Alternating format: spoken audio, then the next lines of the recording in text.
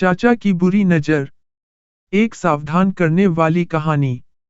गांव के एक कोने में छोटी सी गुड़िया अपने माता पिता के साथ रहती थी। वह बहुत प्यारी और समझदार बच्ची थी। उसके माता पिता उसे बहुत प्यार करते थे और उसकी खुशी के लिए हर संभव कोशिश करते थे। गुड़िया के पिताजी का एक छोटा भाई था, रमेश चाचा। वह अक्सर उनके घर आता जाता रहता था। शुरुआत में सब ठीक था, लेकिन धीरे धीरे गुड़िया को उसकी नजरों में कुछ अजीब सा लगने लगा।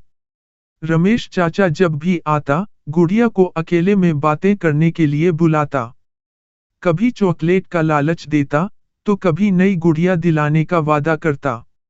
गुड़िया को शुरू में अच्छा लगता था, लेकिन कुछ समय बाद उसे असहज महसूस होने लगा। एक दिन, जब उसके माता पिता खेत में काम करने गए थे, रमेश चाचा घर आ गया। उसने गुड़िया से कहा कि उसके लिए एक खास तोहफा लाया है। लेकिन जब वह उसे अकेले कमरे में ले जाने लगा, तो गुड़िया को डर लगने लगा। गुड़िया समझ चुकी थी कि कुछ गलत हो रहा है।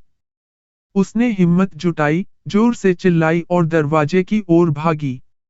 उसकी आवाज सुनकर पास की पड़ोसन दौड़ती हुई आई और रमेश चाचा को रंगे हाथों पकड़ लिया।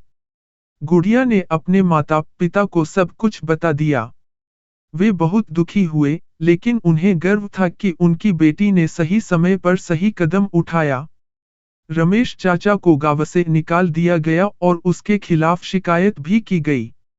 इसके बाद गुड़िया के माता पिता ने अपने बच्चों को अच्छे बुरे का फर्क समझाना शुरू किया और गांव में एक अभियान शुरू किया, बच्चों की सुरक्षा सबसे पहले। सीख: हर मुस्कुराता चेहरा भरोसे के लायक नहीं होता।